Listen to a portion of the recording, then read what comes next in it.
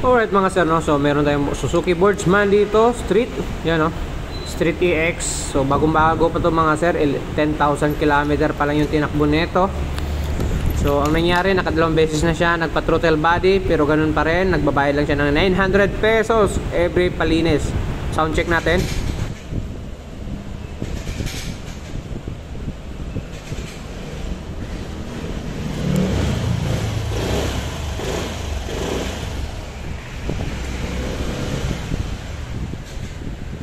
So yun na nga mga sir, no? Kailangan niya bigyan ng gas para umandar. Pag binatawan mo yung accelerator, namamatay dyan yan mga sir.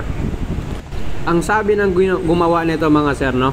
So nalinis daw nila to, pero bakit ganito kapula pa rin? So ito ay hindi pa umabot ng 1 month mga sir, no? So ganito kadumi. So ito yung sinasabi ko sa kanila. Bago namin i-update yung motor nyo, kailangan natin mag throttle body para ma-double check natin lahat ng mechanism dun sa loob. Ayan, pinabili pa siya ng extra spring dahil spring daw ang problema mga sir, no? So which is hindi naman yon. So linisan natin to mga sir. After malinis, buhin na natin mga sir. Ito na yung itsura nya.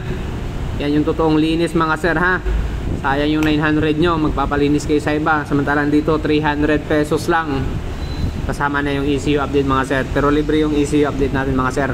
Need lang na talaga natin dito mag pa throttle body bago natin i-update yung motor nyo. At syempre gagamitan natin ng burner caliper yan para makalibrate natin yung ISC para sa tamang minor nya mga sir. Alright.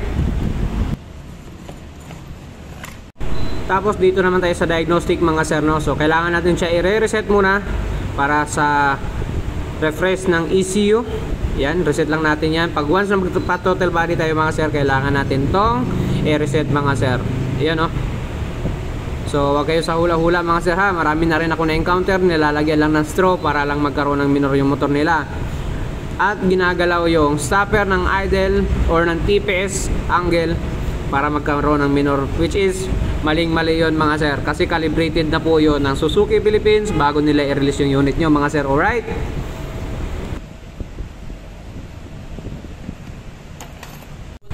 At yan na nga mga sir, no? So wait lang natin to ma-finish yung ating programming.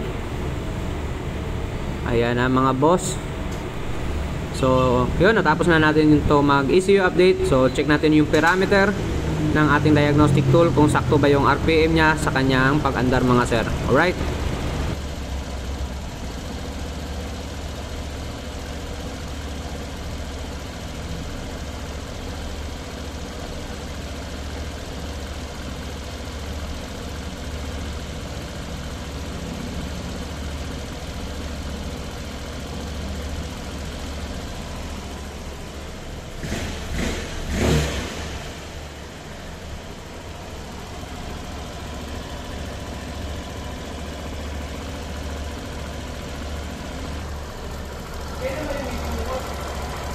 Next week.